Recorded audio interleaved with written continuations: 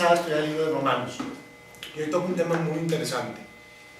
Se llama el Evangelio y el versículo base es Romanos 1, versículo 16. ¿Veis a quién? Pues Miguel, ya que tú lo tienes ahí medio, leerlo por favor. Porque no me avergüenzo del Evangelio, pues es el poder de Dios para la salvación de todo el que cree, del judío primeramente y también del griego. Lo que vamos a hacer, lo que hicimos la semana pasada fue enfocarnos en unos versículos, ahora lo vamos a enfocar en este y realmente desmenuzarlo y entenderlo y ver algunas implicaciones. Y lo primero que me llamó la atención fue la palabra avergüenzo. Bueno, y como ven, tienen ustedes una hoja que vamos a responder varias preguntas. ¿Cuál sería el fin de nuestras almas en Cristo? ¿En qué consiste el Evangelio? Aunque no conozcamos a Dios y creamos en Él, aunque conozcamos a Dios y creamos en Él, ¿cómo podemos estar avergonzados del Evangelio? Y vamos a ir respondiendo algunas preguntas que desarrollan el tema. Pero antes de entrar en profundidad, me llamó mucho la atención la palabra avergonzar. Y esto es Pablo dice, no me avergüenzo del Evangelio porque es poder de Dios para salvación.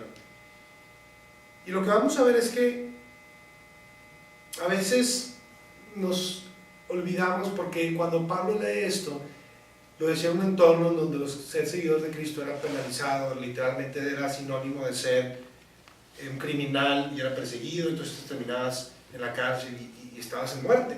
Hoy hay algunas regiones en el mundo donde todavía está penalizado, donde te persiguen y te matan, es una cosa horrible, lo vemos en las noticias, pero en México pues no vivimos un entorno donde ese es el caso, y entonces pues decimos no me avergüenzo porque puedo llamarme claramente un creyente de Dios, un seguidor de Dios, un cristiano, y entonces pues no aplica este versículo para mí. Pero la verdad es que sin darnos cuenta, en muchas ocasiones con nuestras acciones demostramos cierto timidez o cierto miedo a mostrar que somos seguidores de Dios. Cuando yo me analizaba la palabra avergonzarse, que es un sentimiento de vergüenza, el diccionario dice que es cierta timidez que una persona siente en determinadas situaciones que le impide hacer o decir ciertas cosas. Entonces, si bien Pablo lo decía como, a mí no me importa decir que soy seguidor de Cristo, aunque me cueste la muerte, si bien eso no aplicaría en México o en Nuevo León, a veces sí sentimos cierta timidez para decir o hacer ciertas cosas que son sinónimos de realmente ser un seguidor de Dios, y en la práctica se convierte en una realidad. Entonces, cuando yo me di cuenta que este versículo sigue siendo igual de válido el día de hoy que en el pasado, dije, ¿qué querrá enseñarnos Pablo cuando habla de no me avergüenzo del Evangelio porque es poder de Dios para salvación? Y la verdad es que me quedé pensando, el Evangelio, lo vamos a ver más adelante, el Evangelio consiste en que Jesucristo murió por ti y por mí y resucitó el tercer día. Y justo en esta época de Pascua yo le he dado un chorro de meditación alrededor de lo que significa la esencia del Evangelio, que es que Jesús murió por ti y por mí y resucitó el tercer día. Porque a veces nos vamos muy rápido en esta parte y nos vamos a otros elementos que son los frutos que los vamos a ver más adelante, pero la esencia del Evangelio, que es que Cristo murió y resucitó, tiene un impacto impresionante, porque el mundo en el que tú y yo hoy estamos está moldeado gracias precisamente a ese hecho histórico de que Jesús murió y resucitó y se presentó a ciertas personas, a los discípulos y después a 500 personas más, y ellos fueron quienes agarraron ese hecho histórico de que Jesús haya resucitado para reproducir las buenas nuevas de Jesucristo, y eso tuvo un impacto impresionante. Y el cristianismo como tal vino a revolucionar todas las religiones porque se dejaba de basar en mitologías o en hechos que no podían comprobar todos, porque hablaban de un Dios que estaba lejos y que se manifestaba de ciertas maneras, y nace un hecho histórico completamente diferente. Dice algo que puede ser comprobable. Y entonces a partir de ese hecho histórico empiezan una serie de eventos a desencadenarse que empiezan a cambiar el mundo. Yo me pongo a pensar, y lo escuchaba el domingo en el sermón que escuché en la iglesia, y decía, tenemos que entender el cambio que significó el cristianismo en el mundo. Cuando Jesús muere y resucita y empiezan a hacer todo esto los discípulos y empieza Pablo a predicar, vivimos en un mundo donde 3/4 partes de la población eran esclavos. Vivíamos en un mundo en donde nadie cuidaba de las viudas, donde nadie cuidaba de los huérfanos, donde muchísimas cosas empiezan a pasar y son precisamente los discípulos de Jesús, con el estilo de vida que Jesús predica y con los valores que Jesús y que el Evangelio ejemplifican, empiezan a cambiar el mundo. Son los discípulos de Jesús los primeros en cuidar a los huérfanos, en cuidar a las viudas, son los primeros en poner hospitales, son los primeros, si tú te pones a analizar, son los que empiezan a luchar en contra de la esclavitud, porque ven al prójimo como criatura de Dios también. Y luego me doy cuenta que a lo largo de la historia, los seres humanos o quienes no creen en Cristo, los ateos, se refieren a Jesús o se refieren a la iglesia o se refieren al cristianismo como algo tan mitológico que va en contra de la ciencia, tan mitológico que que no le importa el medio ambiente, y cuando tú te pones a analizar los hechos es completamente distinto. Yo no sé si ustedes alguna vez han escuchado, y hay un libro que estoy leyendo y voy a preparar una serie al respecto, que es impresionante, y se trata, dice la génesis de la ciencia, y habla de que en la Edad Media se critica mucho a la iglesia por ocultar la ciencia y por decirle a Cristóbal Colón que la Tierra era plana y hacer un chorro de cosas. Y hoy cuando realmente te pones a estudiar, hay una cosa, tú pones en internet el mito de la Tierra plana y te vas a dar cuenta que contrario a lo que a ti y a mí nos enseñaron en la escuela, en la época de Cristóbal Colón, era aceptado que la Tierra no era plana. Pero ciertas personas ateas nos quisieron poner que la iglesia estaba en contra del libre pensamiento y del avanzar y de muchísimas cosas. Entonces tú te pones a dar cuenta, nos dicen que la iglesia sí enjuició a quienes pensaban que la Tierra giraba alrededor de un sistema solar distinto, y puede ser cierto por errores de seres humanos, pero en realidad tiene un trasfondo muchísimo más político que las creencias. Y cuando tú te pones a pensar a través de los monasterios y a través de muchísimas cosas, es el cristianismo y es muchísimo de esto quienes son los principales impulsores de la ciencia, los principales impulsores de la medicina, o sea, yo lo único que cuando empiezo a hablar de esto del Evangelio y entender lo fuerte que es esto, de este hecho histórico que Jesús haya muerto y resucitado y el impacto que esto tiene, solamente me pongo a pensar qué impacto hubiese pensado, fíjate en esta pregunta hipotética, ¿cómo sería el mundo si Cristo no hubiera muerto y resucitado? Y para responderlo solamente tienes que voltear a las regiones del mundo en donde el Evangelio aún no ha llegado. Y eso te lo dice todo.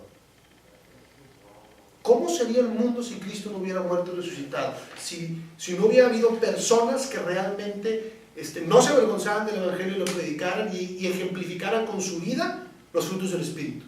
Voltea a ver las zonas en donde el Evangelio no ha llegado. Y de eso se trata todo. Entonces la primera pregunta con esa introducción es, bueno, ¿cuál sería el fin de nuestra alma sin Cristo? Hebreos capítulo 9, versículo 27, si me ayudan a buscarlo por favor. Hebreos 9, versículo 27.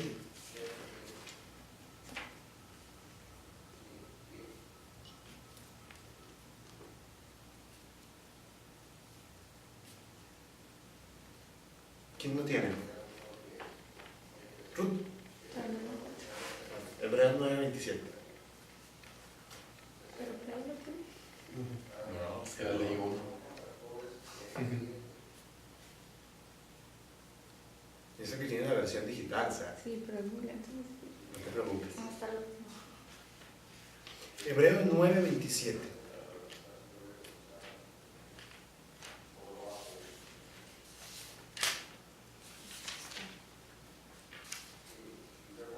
¿Lo leo? Por favor. Y así como está decretado que los hombres mueren una sola vez, y después de esto el juicio. Mucho del Evangelio y de creer en Cristo tiene que ver con fe. Tiene que ver con, yo quiero que se aprendan o se acuerden de este versículo más adelante. Y así como está decretado que los hombres mueran solamente una vez y después de esto el juicio. El Evangelio consiste en que si Cristo murió y resucitó, entonces tú y yo, al morir, haremos de resucitar en espíritu y estar con Jesucristo. Esta es la clave, es lo que tenemos que entender. Y ahorita lo voy a explicar. Entonces, está decretado que el hombre muera y después de esto el juicio. Ahora, tú no crees en Cristo, entonces crees que mueres y se acabó, que no existe nada más. Si tú crees en Jesucristo, la esencia del Evangelio es que Él resucitó. Y por lo tanto, lo vamos a ver más adelante, tú crees también que así como está decretado, los hombres mueren solamente una vez y después de esto viene el juicio. Y si Cristo murió y resucitó, y eso es un hecho histórico, entonces tú crees que al morir nosotros resucitaremos y enfrentaremos un juicio. Vamos a la segunda pregunta, ahí les dejo otras cosas que ustedes pueden ver. Romanos 6:23 dice, porque la paga del pecado es muerte, pero la dádiva en Cristo Jesús es la vida eterna en Cristo Jesús nuestro Señor. Sin Cristo es muerte separada de Dios. En Cristo, la dádiva de Dios, el regalo del Evangelio es la vida eterna junto con Cristo Jesús nuestro Señor. Ahora, ¿en qué consiste el Evangelio? Yo creo que muchos han escuchado esto. Y este versículo se los voy a leer porque es muy sencillo. Juan 3:16. Porque de tal manera amó Dios al mundo que dio a su Hijo unigénito para que todo aquel que en Él crea no se pierda, mas tenga vida eterna. Porque Dios no envió a su Hijo a juzgar, sino para que todo el mundo sea salvo por Él. El que cree en Él no es condenado, pero el que no cree ya ha sido condenado, porque no ha creído en el nombre del unigénito Hijo de Dios. El juicio de Dios consiste en que Él ya se presentó, nos mostró la diferencia entre el bien y el mal, tuvo un hecho histórico que es que murió y resucitó, te regala la salvación, y nosotros en una decisión de libre albedrío decidimos si la tomamos o no. Y cuando hablo del Evangelio, y de no avergonzarse del Evangelio, y remontarme a este hecho histórico de que Jesús murió y resucitó, necesito que yo lo entienda por completo y que ustedes lo entiendan también, que esto es la piedra central de lo que tú y yo creemos. Miren, aquí se va a pedir que todo lo busquemos. Primera de Corintios, capítulo 15. Fíjate lo que dice Pablo con respecto al Evangelio y con respecto a la importancia del hecho histórico de que Jesús haya muerto y resucitado al tercer día como clave central para que exista el Evangelio.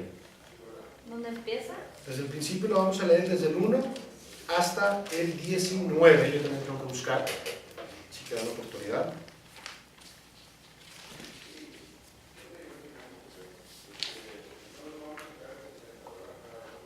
Primera de Corintios, capítulo 15. Nos vamos un versículo a cada quien. Empezamos contigo, Pablo, luego yo, Miguel, Bere, y así nos vamos. Ahora os hago saber, hermanos, el evangelio que os prediqué, el cual también recibisteis, el cual también estáis firmes. Por el cual también sois salvos, si retienes la palabra que os prediqué, a no ser que hayas creído en vano. Pausa. Dice, si tú retienes este evangelio que Cristo murió y resucitó el tercer día, esta es la palabra que yo te prediqué, a menos de que todo lo que te haya predicado sea mentira. ¿Se sigue el 3? Porque yo os entregué en primer lugar lo mismo que recibí, que Cristo murió por nuestros pecados, conforme a las Escrituras. Y que fue sepultado y que resucitó al tercer día, conforme a las Escrituras. Aquí viene algo bien interesante. Sabemos que Jesús murió, ¿ok?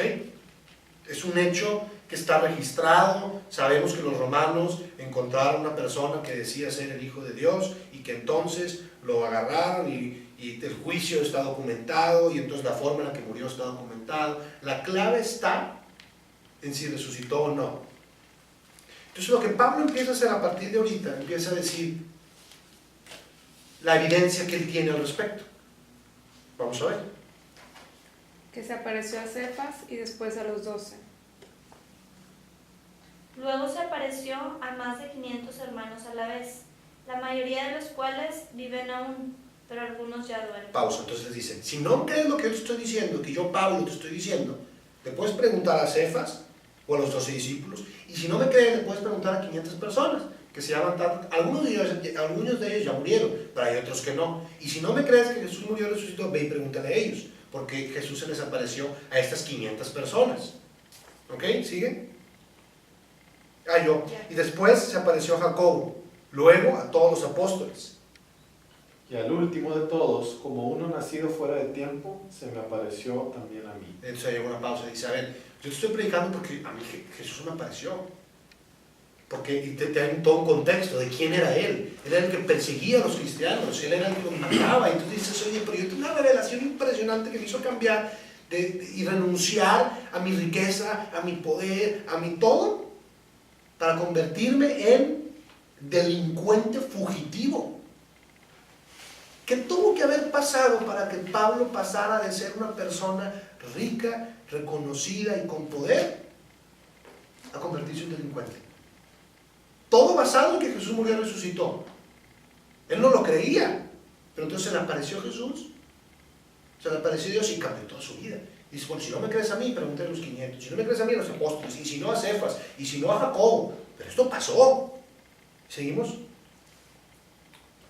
Estamos hablando en el 9, ¿verdad? Porque yo soy el más pequeño de los apóstoles, que no soy ni digno de ser llamado apóstol, porque perseguí a la iglesia de Dios. Pero por la gracia de Dios soy lo que soy, y su gracia para conmigo no resultó vana.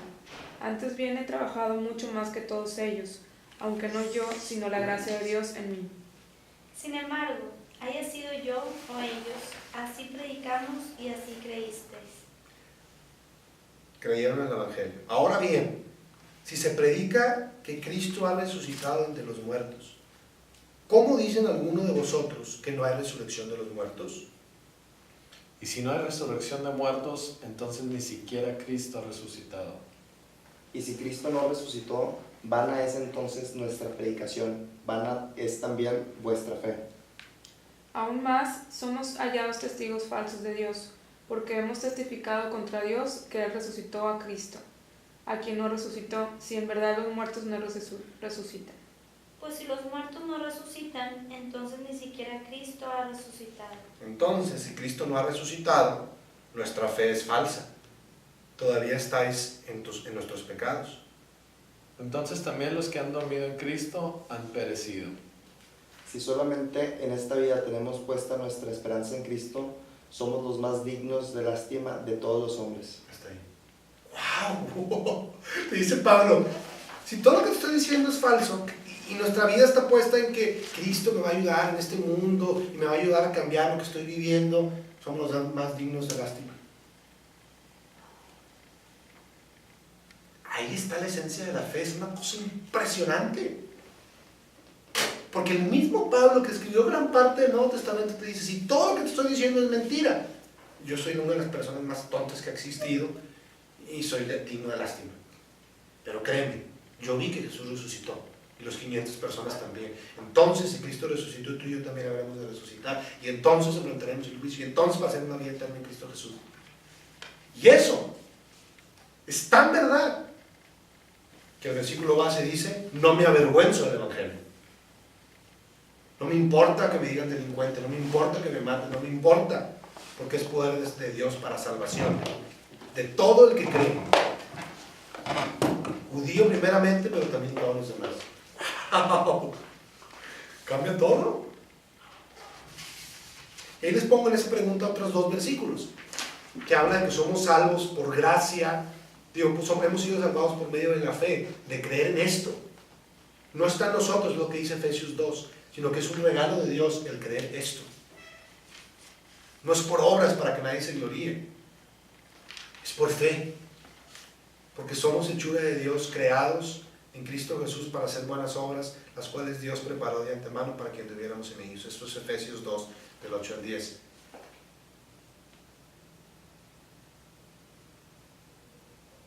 Y entonces, entender eso es entender el Evangelio y entender qué significa muchas cosas.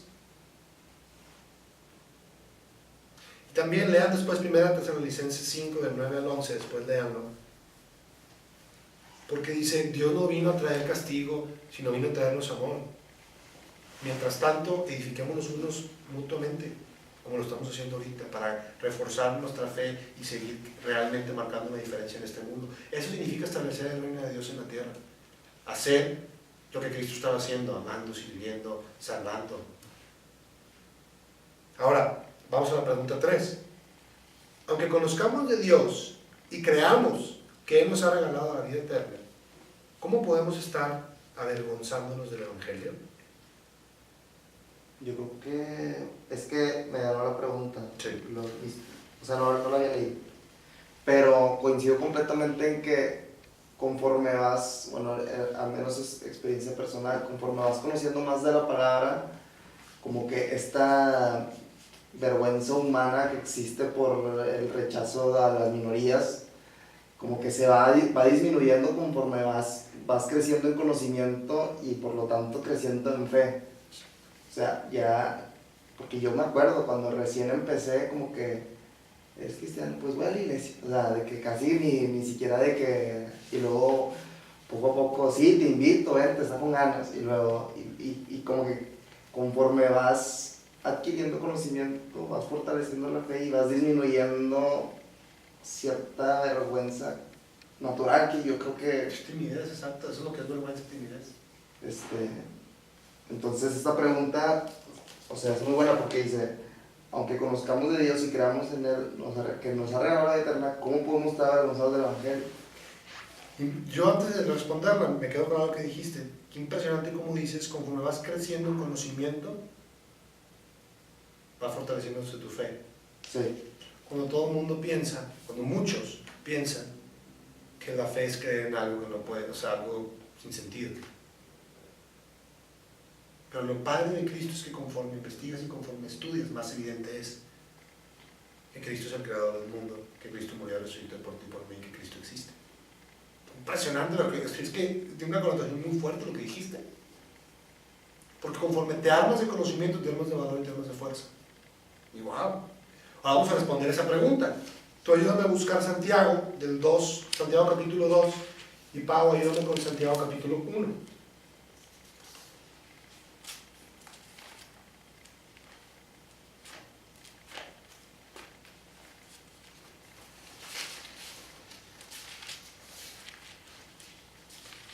Santiago capítulo, ¿qué? 2, del 14 al 17. Santiago 1. Santiago 1, del 22 al 24. ¿Lo leo? Sí. La fe sin obras es muerta. Hermanos míos, ¿de qué sirve que alguien diga que tiene fe si no tiene obras? ¿Acaso podrá esa fe salvarle? Y si un hermano o una hermana están desnudos y tienen necesidad del sustento diario, y alguno de vosotros le dice, id en paz, calentados y saciados, pero no les dais las cosas que son necesarias para el cuerpo, ¿de qué sirve? Así también la fe, si no tiene obras, está muerta en sí misma.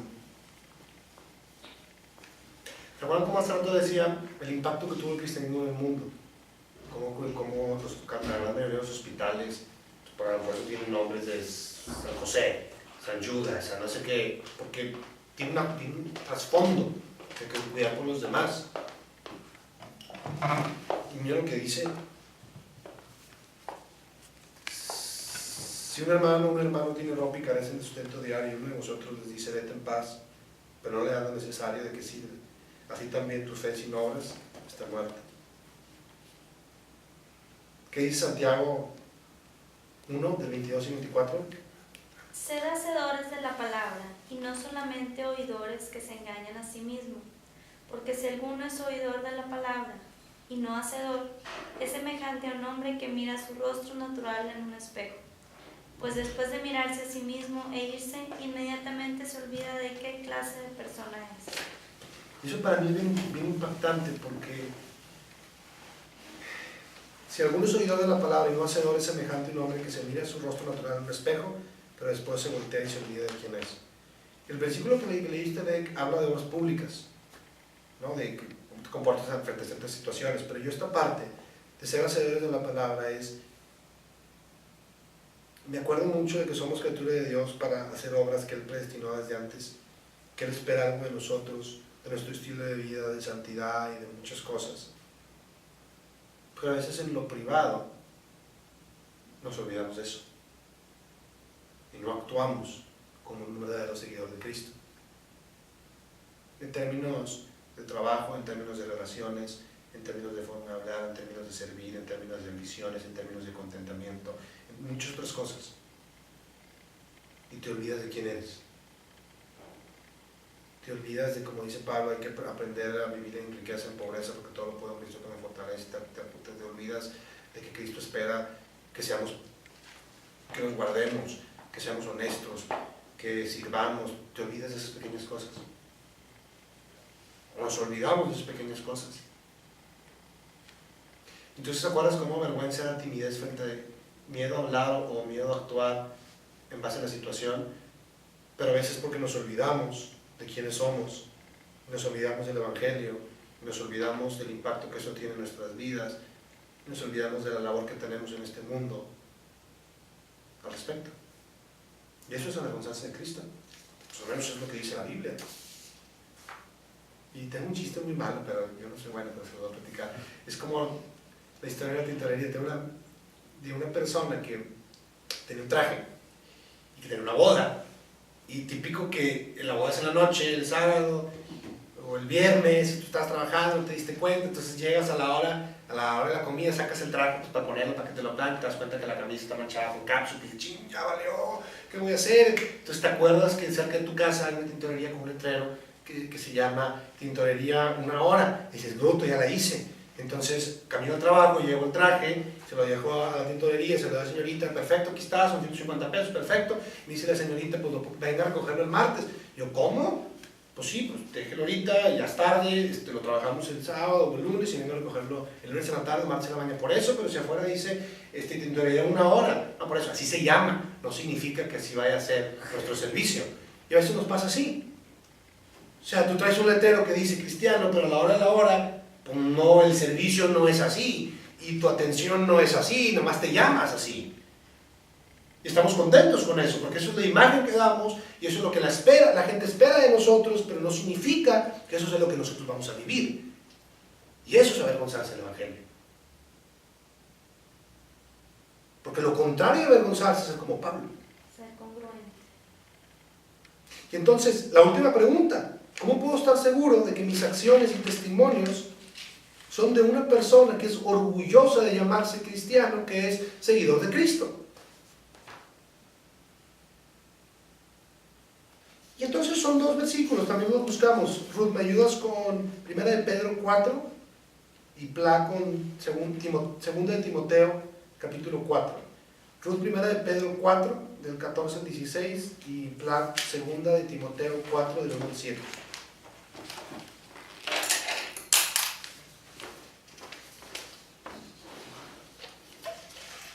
Listos. ¿Quién lo tiene primero? Primera de Pedro, ¿quién lo tiene? Yo. Okay. Si sois vituperados por el nombre de Cristo, dichosos sois, pues el Espíritu de gloria y de Dios reposa sobre vosotros. Ciertamente por ellos Él es blasfemado, pero por vosotros es glorificado. Que de ninguna manera sufra alguno de vosotros como homicida, o ladrón, o malhechor, o por entrometido. Pero si alguno sufre como cristiano, que no se avergüence, sino que como tal glorifica a Dios. ¡Pum! Si vas a sufrir, que no sea por delincuente, o sea, por homicidio, o por ladrón, porque pues, puede ser delincuente por ser cristiano, pero sufre por seguir a Cristo. Que no se avergüenza, sino que como tal glorifica a Dios. No avergonzarse de Dios implica siempre estar hablando de Dios, a lo mejor no siempre con nuestras palabras, no siempre predicando, no siempre queriendo compartir, pero sí con nuestras acciones. ¿Qué dice 2 Timoteo 4, del 1 al 7? Te encargo solemnemente en la presencia de Dios y de Cristo Jesús, que ha de juzgar a los vivos y a los muertos, por su manifestación y por su reino. Predica la palabra, insiste a tiempo y fuera de tiempo, redarguye, reprende, exhorta con mucha paciencia e instrucción, porque vendrá tiempo cuando no soportarán la sana doctrina, ni que teniendo comezón de oídos se acumularán para sí maestros conforme a sus propios deseos, y apartarán sus oídos de la verdad y se volverán a mitos. Pero tú sé sobre en todas las cosas, sufre penalidades, haz el trabajo de un evangelista, cumple tu ministerio. Porque yo estoy para ser derramado como una ofrenda de libación, y el tiempo de mi partida ha llegado. He peleado la buena batalla, he terminado la carrera, he guardado la fe. En el futuro me está reservada la corona de justicia que el Señor, el juez justo, me entregará en aquel día, y no solo a mí, sino también todos los que aman su venida. Procurad venir a verme pronto. Qué impresionante cómo empieza a decir lo que ¿quieres estar seguro que no te avergüences? Predica a tiempo, insiste, porque va a llegar un tiempo donde la gente no va a querer escuchar las cosas buenas y se van a voltear a maestros y se van a voltear a falsas doctrinas y a mitos, no a hechos históricos como el que Jesús murió y resucitó al tercer día. y que eso tuvo un impacto en lo que significa ser discípulo de Dios, que es aprender a replicar lo que el Maestro Jesucristo hizo en la tierra durante su evangelio de 3 años, que era amar, que era servir, y que ese impacto de una persona se vio en 12 discípulos, después 500 personas, y después puros judíos, y después ahora griegos, y ahora tú y yo, y ese es el evangelio. Y estoy cayendo también una parte que leíste, Pla, que dice fuera de tiempo. O sea, predicar, o sea, también fuera de tiempo. Muchas veces nos excusamos de que no, ¿cómo lo voy a hacer ahorita si no es, o sea, no es un buen tiempo? Mejor me espero a que esté solo con esa persona. O algo así como que nosotros mismos nos ponemos, nos limitamos, y ahí está claro, dice predica a tiempo y fuera de tiempo. O sea, no te excuses en Pues es tímido. Sí. Pues que es vergüenza. Vergüenza es timidez o algo frente a una situación. Entonces el mensaje de hoy, que es el Evangelio, cuando dice no me avergüenzo del Evangelio porque es poder de Dios para salvación, es eso, entender qué es el Evangelio, entender el impacto que tiene, que puede tener un cristiano con convicciones, un cristiano orgulloso, un cristiano embajador del Evangelio. Y eso es lo que Pablo nos exhorta a través de este versículo. Esto es lo que Pablo, creo yo, o logro entender, nos quiere transmitir a través de Romanos capítulo 1, versículo 16 y 17. Con esto terminamos el tema del día de hoy, nos despedimos del video, que Dios los bendiga, y pues aquí nos quedamos para seguir platicando.